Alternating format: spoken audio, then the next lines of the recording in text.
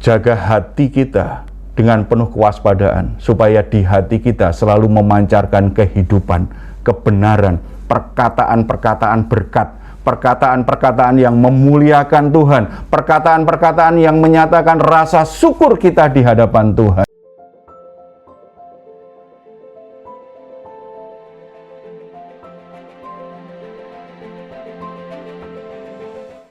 Dari mana kita bisa mempercayai seseorang?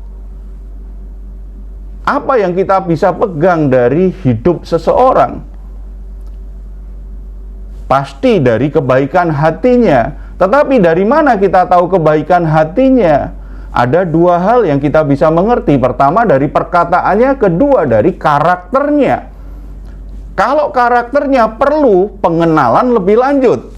Tetapi yang pertama bisa dipegang dari seseorang itu perkataannya, ucapannya. Dari kata-katanya kita akan mempercayai seseorang. Karena perkataan itu seperti jendela hati. Kalau kita ingin melongok kedalaman hati seseorang, coba perhatikan perkataan-perkataan yang diucapkan. Tengoklah hati orang melalui kata-kata yang diucapkannya, karena kita tidak akan pernah bisa tahu hati orang. Sementara kita sudah mengerti bahwa Tuhan itu melihat hati manusia. Tetapi kita sebagai manusia tidak bisa melihat hati orang. Yang bisa kita lihat dari perkataannya.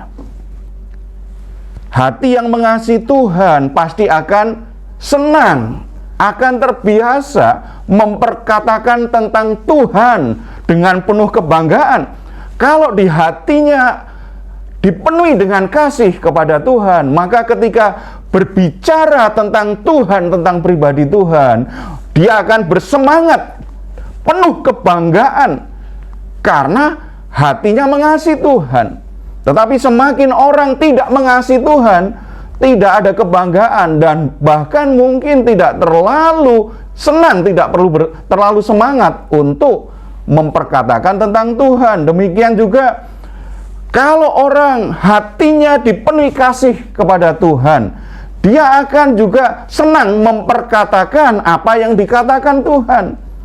Dia akan senang memperkatakan firman Tuhan dengan penuh keyakinan, bukan dengan keraguan. Semakin orang mengasihi Tuhan, ketika dia berbicara firman Tuhan, dia semakin penuh dengan keyakinan. Karena itu sesuatu yang sangat diyakini di hatinya. Tetapi semakin hatinya tidak mengasihi Tuhan, hatinya tidak percaya kepada Tuhan ketika bicara firman Tuhan, pasti penuh keraguan. Demikian juga kalau hati kita mengasihi Tuhan, kita itu senang memperkatakan janji Tuhan. Pengharapan kita itu kita dasarkan pada janji Tuhan. Ketika kita alami situasi sulit apapun begitu, kita ingat janji Tuhan. Tetapi aku nggak akan putus asa, sebab Tuhan berkata, Tuhan menyertai aku. Aku tidak akan khawatir dengan apa yang aku makan, aku minum, karena Tuhan yang memelihara hidupku. Tuhan menyediakan berkat-berkat bagiku. Aku tidak akan khawatir tentang masa depanku, karena Tuhan merancang aku untuk memiliki masa depan yang cerah, penuh pengharapan. Orang yang hatinya mengasihi Tuhan akan mudah untuk memperkatakan hal-hal seperti itu. Sebaliknya, hati yang melawan Tuhan juga akan mudah berkata-kata, mengucapkan sesuatu yang sifatnya melawan Tuhan. Dan sikap yang melawan Tuhan itu akibatnya sangat serius. Bilangan 21 ayat 5 sampai 6 menuliskannya seperti ini. Kita baca ayat 5 dan 6. Lalu mereka berkata-kata melawan Allah dan Musa, "Mengapa kamu memimpin kami keluar dari Mesir, supaya kami mati di padang gurun ini? Sebab di sini tidak ada roti dan tidak ada air, dan akan makanan hambar ini kami telah muak." Ada 3 hal yang diperkatakan oleh orang-orang Israel yang sifatnya melawan Tuhan. Bahkan di ayat 5 tadi kan jelas kan, mereka berkata-kata melawan Tuhan. Perkataan apa yang melawan Tuhan? Ada 3 hal kalau kita perhatikan. Yang pertama, mereka berkata kepada Musa, abdi Tuhan, orang yang dipilih Tuhan untuk memimpin mereka. Mereka berkata kepada Musa, mengapa kamu memimpin kami keluar dari Mesir? Mereka mempertanyakan kembali. Ini sudah berulang-ulang ketika mereka dalam keadaan susah, mereka menghadapi tantangan, mereka menghadapi situasi sulit. Mereka selalu berkata, protes kepada Musa dengan berkata, mengapa kamu memimpin kami keluar dari Mesir? Saudara-saudara, sebuah pertanyaan yang lahir dari hati yang melawan Tuhan. Kalau kita bandingkan dengan Bilangan pasal 11 ayat 19 sampai 20, mereka juga berkata seperti itu ketika mereka dikuasai dengan nafsu rakus, mereka minta daging. Kemudian ada sebuah pernyataan keras dari Tuhan yang mengatakannya di ayat ini.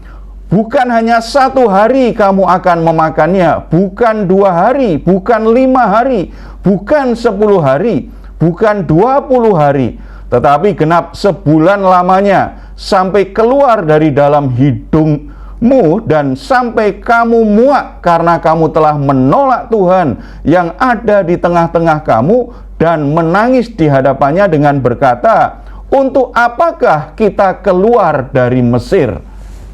Saudara-saudara, pertanyaan yang sifatnya menolak Tuhan. Bagaimana mungkin mereka masih bisa bertanya, masih bisa mempertanyakan kepada Musa, mengapa kamu memimpin kami keluar dari Mesir? Bukankah mereka tahu bahwa yang memimpin mereka keluar dari Mesir itu Tuhan sendiri, bukan Musa? Tuhanlah yang membuat mereka akhirnya bisa keluar dari Mesir. Tuhanlah yang membuat hati Firaun sehingga mengizinkan mereka keluar dari Mesir. Tuhanlah yang menjamah hati orang-orang Mesir sehingga ketika mereka keluar dari Mesir, mereka memberikan harta kekayaannya. Sehingga orang-orang Israel yang sebenarnya mereka budak, mereka miskin, tidak punya apa-apa, ketika mereka keluar dari tanah Mesir, tidak hanya bebas dari perbudakan dari Raja Firaun, tetapi mereka membawa perbekalan yang cukup banyak. Mereka menjadi orang yang berkelimpahan dengan harta, dengan ternak. Karena apa? Tuhan yang sudah bekerja sedemikian rupa sehingga mereka bisa keluar dari Mesir. Jadi ketika orang bertanya, mengapa engkau membawa kami dari Mesir, keluar dari Mesir, itu sama saja dia menolak akan pekerjaan Tuhan yang luar biasa dalam hidup mereka. Saudara-saudara, Tuhan sudah membawa kita keluar dari perbudakan dosa. Tuhan sudah membawa kita keluar dari kehidupan yang lama, sehingga setiap kita menjadi ciptaan yang baru. Setiap kita keluar dari kegelapan, masuk dalam terangnya yang ajaib. Ketika kita mempertanyakan, mengapa saya jadi orang Kristen? Kelihatannya enak dulu ketika saya belum ikut Tuhan. Lebih enak dulu ketika saya belum sungguh-sungguh beribadah. Ketika kita mempertanyakan keberadaan kita yang sudah dibawa Tuhan dari kehidupan lama, dari kegelapan, dari situasi yang buruk di masa lalu hidup lama kita, itu sama saja menolak akan Tuhan yang sudah memberikan sesuatu yang luar biasa dalam hidup kita. Ingat, kata-kata penolakan itu melawan Tuhan. Yang kedua, mereka bertanya apa? Apakah supaya kami mati di padang gurun ini? Selalu itu yang mereka ucapkan. Kalau mereka sudah tanya, sudah protes dalam keadaan masalah, mereka mengeluh. Nggak enak ya jadi orang Kristen ya, nggak enak ya jadi orang Kristen ya. Memangnya kalau begini kami lapar ini, kami mati ini. Mereka lupa bahwa selama di padang gurun, mereka dipelihara Tuhan, dilindungi Tuhan luar biasa. Mereka berjalan kaki di padang gurun, kakinya tidak bengkak, sepatunya tidak rusak. Mereka tidak kedinginan malam hari karena ada tiang api yang terus mengiringi. Siangnya ada tiang awan yang menaungi mereka. Selalu ada pimpinan Tuhan, belum lagi berbagai mujizat yang luar biasa Tuhan berikan selama di padang gurun. Bagaimana mungkin mereka bisa berkata, apakah supaya kami mati di padang gurun ini? Saudara-saudara, ini menjadi perenungan serius bagi kita. Seringkali dalam perjalanan kita ikut Tuhan, lalu ketika kita mengalami ketidakpuasan dalam hidup ini, kita merasa ada sesuatu yang tidak seperti yang kita inginkan. Lalu kita berpikir negatif, berpikir buruk. Mati aku, kelihatannya hancur aku, hidupku pasti akan berantakan ini. Kita lupa bahwa hidup kita dipimpin oleh Tuhan. Kita lupa bahwa ketika Tuhan panggil kita keluar dari kegelapan, masuk dalam terangnya yang ajaib, Tuhan akan pimpin hidup kita dari kemuliaan kepada kemuliaan yang lain. Kita lupa bahwa ketika Tuhan bebaskan kita dari ikatan dosa, dari perbudakan dosa, untuk menjadi ciptaan yang baru, hidup yang baru, kita lupa bahwa di dalam Yesus Kristus ada sifat baru di dalam diri kita. Ada kekuatan Roh Kudus yang menopang kita, yang membuat kita ini mampu melewati semua pergumulan. Bukankah di dalam Yesus Kristus kita sudah diposisikan sebagai orang-orang yang lebih dari pemenang? Allah di pihak kita, tidak ada satupun yang bisa melawan kita. Bagaimana mungkin kita berkata ketika menghadapi masalah, ketika situasinya buruk, aku tidak mampu lagi, aku akan mati. Sepertinya kita ditinggalkan oleh Tuhan. Sepertinya kita tidak dibela oleh Tuhan. Mengapa kita meragukan akan pembelaan Tuhan itu? Kalau ketika kita masih berdosa saja, Yesus Kristus rela mati bagi dosa-dosa kita. Bagaimana mungkin kita sekarang sebagai anak-anak Allah dibiarkan sendiri? Itu sebuah kedurhakaan seperti seorang anak yang berpikir bahwa bapaknya akan tinggalkan dia ketika alami kesulitan. Memang ada manusia karena tidak sempurna, ada bapak-bapak yang terhilang dari kehidupan anaknya. Tetapi bapak yang bertanggung jawab, bapak yang penuh kasih terhadap anaknya. Bahkan ketika dia ada masalah dengan istrinya, dia tetap bela, dia tetap perhatikan anak-anaknya. Bapa kita di surga, Bapa yang sempurna, tidak pernah meninggalkan kita. Bagaimana mungkin kita meragukan akan penyertaan Tuhan? Bagaimana mungkin kita berpikir bahwa karena kita ini setia ikut Tuhan, rajin ibadah, rajin melayani, maka hidupku pasti menderita? Bagaimana mungkin kita sudah menghakimi diri kita sendiri sebagai orang yang harus hidupnya susah? Kalau ikut Tuhan berarti harus susah. Saudara-saudara, memang ada waktunya kita harus pikul salib. Tetapi bukan berarti Tuhan membiarkan kita memikulnya sendirian. Tuhan menyertai, dan ujung dari perjalanan kita pasti kemenangan bersama-sama dengan Tuhan. Perkataan yang ketiga yang melawan Tuhan ini juga berulang-ulang diucapkan oleh umat Israel. Sebab di sini tidak ada roti dan tidak ada air, dan akan makanan hambar ini kami muak. Saudara-saudara, kita tahu bahwa setiap pagi mereka bangun pagi, Tuhan sudah siapkan sarapan dan makanan sepanjang hari. Namanya itu roti dari surga, namanya mana. Ketika dipanggang, rasanya kayak ketumbar katanya. Jadi kayak roti panggang aja sebenarnya. Tetapi tiap hari mereka bisa menikmatinya. Mereka menikmati setiap hari Tuhan kirim roti dari surga itu. Setiap hari. Tidak ada satu hari pun Tuhan tidak sediakan. Ini bicara pemeliharaan Tuhan itu setiap hari selalu ada. Tetapi ternyata mereka tetap meragukan Tuhan. Di sini tidak ada roti, di sini tidak ada air. Selalu mempertanyakan. Saudara, kalau kita perhatikan perjalanan umat Israel, salah satu yang membuat orang melawan Tuhan itu ketika orang tidak puas dengan apa yang dia makan, dia minum. Ternyata soal makanan itu sudah membuat hati orang banyak melawan Tuhan. Mereka sudah diberi makanan oleh Tuhan setiap hari, tetapi bagaimana mungkin mereka masih bisa berkata, tidak ada makanan di tempat ini. Bahkan dengan hati yang sangat, menurut saya ini sangat kurang ajar sekali dengan Tuhan.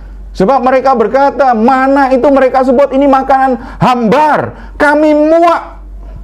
Bagaimana mungkin mereka bisa berkata berkat Tuhan membuat mereka muak? Karena mereka tidak puas, keinginannya tidak terpenuhi. Itu perkataan yang melawan Tuhan luar biasa. Saudara-saudara, hati-hati. Dorongan-dorongan untuk memenuhi kebutuhan jasmanimu, kebutuhan-kebutuhan lahiriahmu. Kalau saudara akhirnya dari hatimu keluar perkataan-perkataan yang meragukan pemeliharaan Tuhan, saudara tidak bisa bersyukur dengan apa yang sudah Tuhan berikan. Saudara protes terus dengan kebutuhan-kebutuhan yang ada. Selalu merasa kurang, selalu merasa kurang. Sepertinya Tuhan tidak memelihara hidupmu. Hati-hati, dari hatimu sedang muncul perlawanan terhadap Tuhan. Walaupun saudara masih berdoa, saudara masih baca Alkitab, saudara masih beribadah, saudara masih melayani, tetapi kalau saudara mulai berkata-kata yang jahat terhadap berkat-berkat yang Tuhan berikan, saudara tidak bisa bersyukur. Itu adalah kata-kata yang melawan Tuhan. Akibatnya apa? Sangat serius sekali di ayat yang ke-6. Lalu Tuhan menyuruh ular-ular tedung ke antara bangsa itu yang memakut mereka sehingga banyak dari orang Israel yang mati. Tuhan izinkan ada ular-ular tedung keluar dari semak belukar, dari batu-batuan, dari pasir, dan akhirnya memakut mereka. Banyak sekali yang mengalami kematian gara-gara perkataan yang melawan Tuhan yang mereka ucapkan. Karena tadi perkataan lahir dari hati. Tetapi apakah Tuhan hanya berhenti menghukum? Inilah indahnya ikut Tuhan. Tuhan tidak pernah kompromi dengan dosa kita.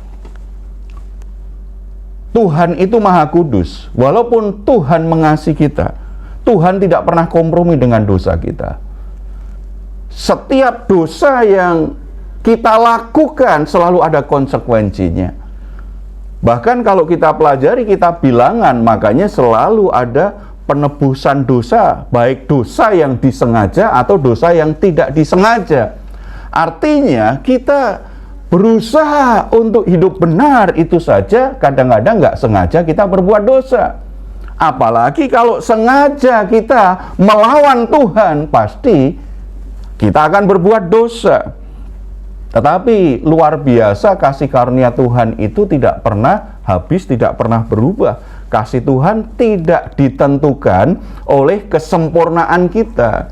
Tuhan mengasihi kita bukan karena kita rajin berdoa. Tuhan mengasihi kita bukan karena kita rajin baca Alkitab. Tuhan mengasihi kita bukan karena kita rajin beribadah. Tuhan mengasihi kita bukan karena kita rajin melayani. Tidak, karena Allah adalah kasih. Tidak ada sesuatu pun yang dilakukan manusia bisa merubah kasih Tuhan, karena itu melekat dengan sifatnya Tuhan. Allah adalah kasih.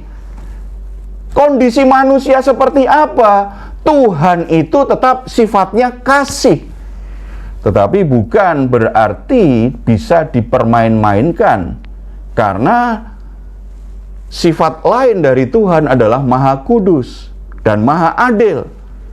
Dalam kekudusannya Tuhan tidak kompromi dengan dosa. Tidak pernah menganggap sepele dosa sekecil apapun. Dalam keadilannya Tuhan pasti menghukum orang yang berdosa. Tetapi kasih karunia-Nya memberi kesempatan bagi orang berdosa untuk mendapatkan pengampunan, untuk mendapatkan pemulihan.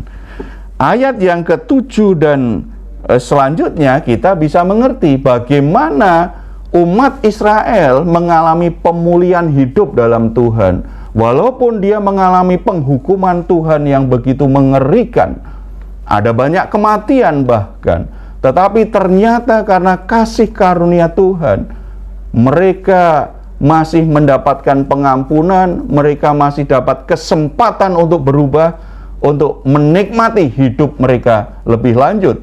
Ayat yang ke-7, kemudian datanglah bangsa itu mendapatkan Musa dan berkata, kami telah berdosa, sebab kami berkata-kata melawan Tuhan dan engkau.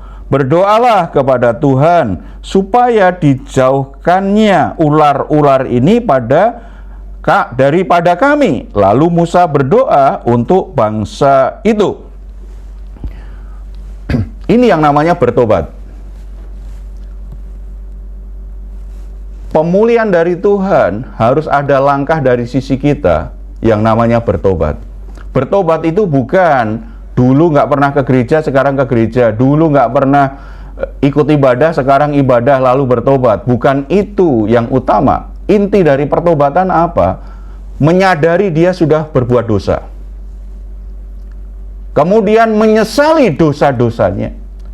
Yang ketiga, dia memutuskan untuk meninggalkan dosa itu. Jadi yang disebut bertobat itu adalah sadar sudah berdosa. Makanya bagi orang-orang yang merasa dirinya benar, bagi orang-orang yang merasa dirinya baik, itu justru akhirnya jadi keras hati dan tidak pernah mau bertobat. Karena saya baik kok, karena saya benar kok. Makanya kalau orang-orang selalu menempatkan dirinya pada posisi lebih baik dari orang lain, selalu merasa bahwa dia adalah orang yang baik, dia tidak akan membutuhkan pertobatan. Hatinya justru keras, tidak pernah mau mendengar nasihat, tidak pernah mau mendengar teguran, mendengar firman Tuhan ribuan kali pun tidak pernah tersentuh hatinya karena merasa dirinya orang baik. Tetapi umat Israel itu ketika sadar bahwa ternyata akibat kita melawan Tuhan itu akibatnya begitu mengerikan, makanya mereka sadar berarti ini dosa yang serius di hadapan Tuhan. Mereka berkata kan, kami telah berdosa. Mereka mengakui bahwa mereka orang yang berdosa. Tidak hanya berdosa yang sifatnya umum, nggak jelas, tetapi dia secara spesifik bahkan berkata, kami berkata-kata melawan Tuhan dan engkau. Maksudnya Musa, abdi Tuhan itu, hamba Tuhan itu. Saudara-saudara, kalau bertobat itu pasti tahu, kamu berdosa apa sih? Jadi bukan sekedar perubahan kebiasaan yang dulu kelihatannya duniawi sekarang jadi rohani. Tidak. Kamu sadar nggak berdosa? Dosamu apa itu? Hidupmu yang berdosa itu dosa seperti apa? Jadi pengakuannya itu jelas. Kalau kita datang kepada orang lain, lalu kita berkata, maafkan aku ya. Dia tanya, maafkan masalah apa? Kamu minta maaf atas apa? Saya harus memaafkan apa? Kamu sudah tahulah. Saudara-saudara, itu nggak jelas. Kalau kita minta maaf, kita pasti akan jelaskan, kita akan minta maaf. Ketika kita sadar berbuat salah, kita hampiri orang lain yang kita sudah lakukan kesalahan terhadap dia dan kita maafkan saya karena saya sudah bohong dengan kamu. Maafkan saya karena saya sudah mencuri Apa yang menjadi milikmu? Maafkan saya sudah merugikan keluargamu. Maafkan saya, karena saya sudah mengecewakan kepercayaan yang kau berikan kepadaku. Jelas, minta maafnya jelas. Orang yang bertobat itu sadar dia berdosa, dan dosa apa saja yang harus diakui kepada Tuhan, itu jelas. Jadi tidak sekedar umum, sebab kalau sekedar umum kadang-kadang tidak sungguh-sungguh lahir dari hati, hanya sekedar ritual agama. Tetapi kalau kita sadar kita berdosa sesuatu, melakukan sesuatu, mengucapkan sesuatu, kita sadar kita berdosa, kita menyesali, penyesalan kita itu jelas, karena ini sesuatu yang salah, ini menyakiti hati Tuhan. Makanya saya tidak boleh lakukan lagi, aku tidak mau, aku butuh pengampunan Tuhan, dan saya ingin meninggalkan dosa ini, saya ingin ikut Tuhan sekarang, mengikuti jalan Tuhan. Itulah yang namanya bertobat. Saudara-saudara, saya tidak tahu masalah saudara apa, masalah pekerjaan, masalah rumah tangga, masalah apa saja dalam hidupmu. Tetapi prinsipnya sama. Kalau saudara ingin hidupmu dipulihkan Tuhan, kalau saudara ingin semua masalah penderitaan, masalah situasi sulit, termasuk perjalanan hidup yang kacau balau luar biasa, yang saudara butuhkan berbalik kepada Tuhan, yang namanya bertobat. Tanpa pertobatan, pemulihan tidak akan terjadi. Yang kedua, ayat 8. Maka berfirmanlah Tuhan kepada Musa, buatlah ular tedung dan taruhlah itu pada sebuah tiang. Maka setiap orang yang terpagut, jika ia melihatnya, akan tetap hidup. Saudara-saudara, cara Tuhan untuk memulihkan hidup orang itu kadang-kadang kelihatan aneh, tidak biasa. Orang Israel dipagut ular tedung mati. Bagaimana menghentikan tulah itu? Ketika Musa mewakili bangsa Israel minta pengampunan Tuhan, minta belas kasihan Tuhan, Tuhan berfirman, buat patung ular tedung. Ular tedung itu kemudian ditaruh di atas tiang. Tidak pernah terjadi sebelumnya hal ini dilakukan. Tetapi ketika Musa mendengar itu, apa yang dilakukan Musa? Dia langsung melakukannya. Saudara-saudara, pemulihan selalu bicara tentang ketaatan. Kalau pengen hidup kita dipulihkan Tuhan, percayai sungguh-sungguh firman Tuhan dan lakukan. Ini yang namanya beriman.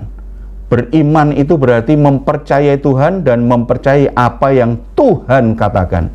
Apa yang Tuhan perintahkan, itu namanya beriman. Jadi kalau kita hanya percaya Tuhan, tetapi kita tidak peduli dengan firman Tuhan, kita tidak mentaati firman Tuhan, itu namanya belum beriman. Itu berarti hanya percaya secara intelektual, pengetahuan bahwa ada Tuhan. Beriman bukan berarti juga saudara bisa mengucapkan ayat-ayat firman Tuhan.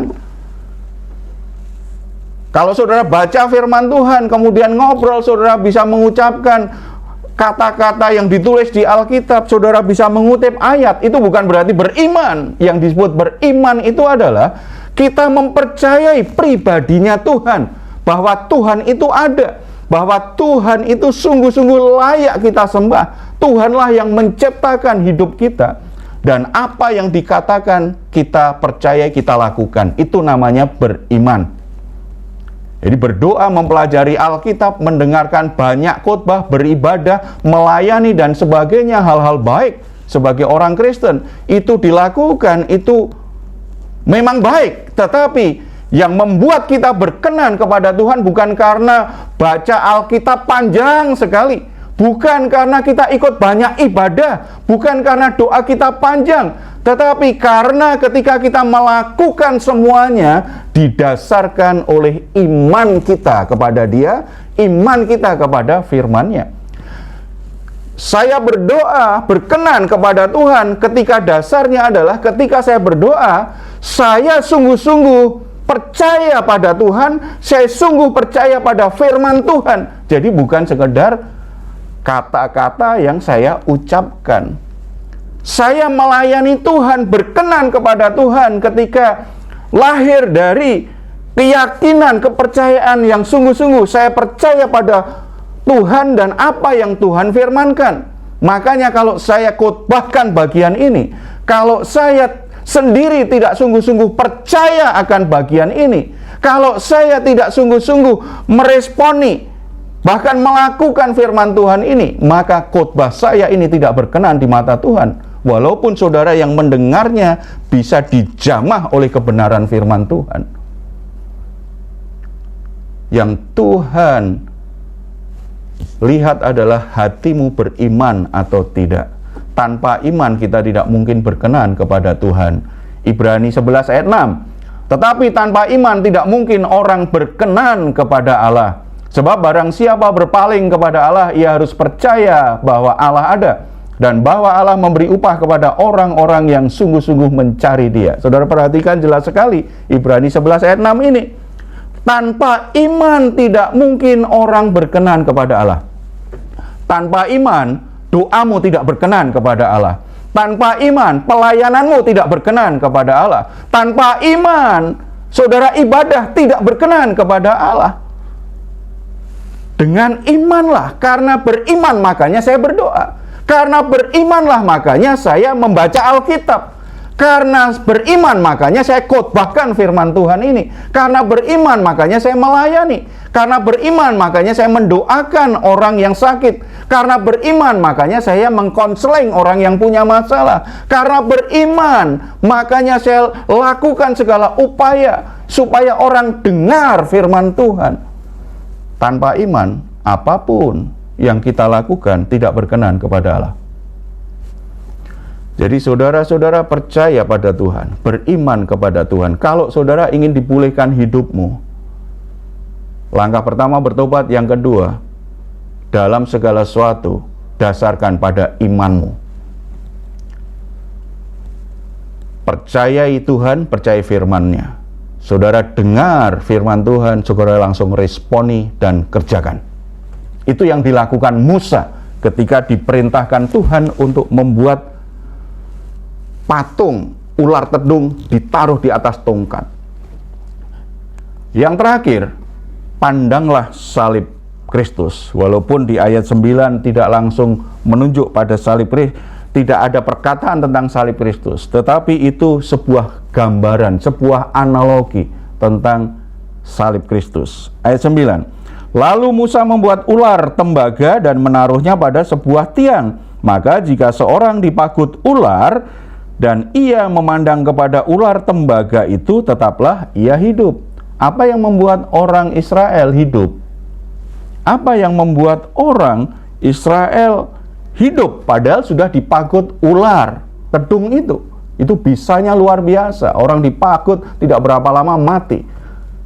Apa yang membuat mereka tetap hidup? Karena mereka melihat ular tedung yang sudah dibuat dalam bentuk jadi patung gitu, ditaruh di atas tiang. Mereka begitu memandangnya, maka mereka sembuh. Mereka pulih. Saudara-saudara, ini gambaran dari Yesus yang tersalibkan. Di mana Yesus di atas kayu salib itu sudah membayar semua kutuk. Yesus mengalahkan maut. Ular tedung itu memagut, itu seperti maut. Begitu orang dipagut ular tedung itu langsung mati. Yesus tersalib di atas kayu salib, tergantung di atas kayu salib. Itu membayar semua kutuk dosa kita, melunasi semua hutang dosa kita. Dan di atas kayu salib, Yesus mematahkan semua kuasa maut, karena upah dosa adalah maut. Yesus hancurkan di atas kayu salib. Makanya kalau ingin hidupmu pulih, selalu pandang salib Kristus. Yang memberi kehidupanmu itu adalah salib Kristus. Karena Yesus Kristus sudah tergantung, mati di atas kayu saliblah yang membuat engkau hidup. Bukan perbuatan baikmu, bukan ibadahmu, tetapi karena Yesus Kristus. Pemulihan terjadi ketika fokus hidup kita, perjalanan kita terus menuju pada pemulihan demi pemulihan dalam Tuhan. Keajaiban-keajaiban dalam Tuhan. Ketika hidup kita selalu memandang salib Kristus. Saya akhiri dengan Roma 5 ayat 6-9. Karena waktu kita masih lemah, Kristus telah mati untuk kita, orang-orang durhaka pada waktu yang ditentukan oleh Allah. Sebab tidak mudah seorang mau mati untuk orang yang benar, tetapi mungkin untuk orang yang baik ada orang yang berani mati. Akan tetapi Allah menunjukkan kasih-Nya kepada kita oleh karena Kristus telah mati untuk kita ketika kita masih berdosa. Lebih-lebih karena kita sekarang telah dibenarkan oleh darah-Nya, kita pasti akan diselamatkan dari murka Allah. Ada dua bagian seperti orang Israel. Mereka saat itu mati binasa karena dosanya, mereka akhirnya dipagut ular langsung mati. Begitu banyak yang mati. Tetapi ketika mereka durhaka saja, Tuhan tetap mengasihi, memberi pengampunan, berbelas kasihan, memberi solusi supaya mereka tetap bisa hidup.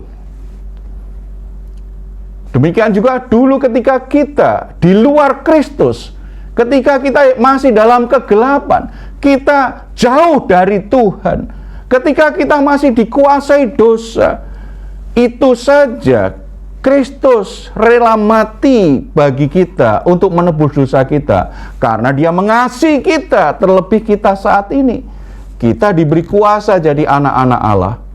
Kita orang-orang yang sudah ditebus, orang-orang yang dipilih oleh Tuhan, orang-orang yang sudah diselamatkan. Jangan biarkan hatimu dipenuhi dengan keraguan sehingga di mulutmu mulai meragukan Tuhan ketika saudara melewati pergumulan hidup, ketika saudara harus berjalan di padang gurun kehidupan, ketika saudara menghadapi situasi sulit. Jangan biarkan hatimu mulai meragukan Tuhan. Sepertinya Tuhan tidak membelamu, sepertinya Tuhan meninggalkanmu, sepertinya Tuhan tidak peduli denganmu. Yang dulu kamu tidak layak, sepenuhnya tidak layak, itu saja Tuhan sudah rela mati bagimu. Bagaimana mungkin kau anak-anak Allah tidak dibela? Bagaimana mungkin kau ragu bahwa Tuhan tidak di pihakmu? Jadi mari kita mengawali bulan ini dengan sebuah keyakinan bahwa jaga hati kita dengan penuh kewaspadaan, supaya di hati kita selalu memancarkan kehidupan, kebenaran, perkataan-perkataan berkat, perkataan-perkataan yang memuliakan Tuhan, perkataan-perkataan yang menyatakan rasa syukur kita di hadapan Tuhan. Apapun situasi dan keadaannya, percaya Tuhan di pihakmu, Dia akan membelamu, Tuhan akan menyertai dan menolongmu.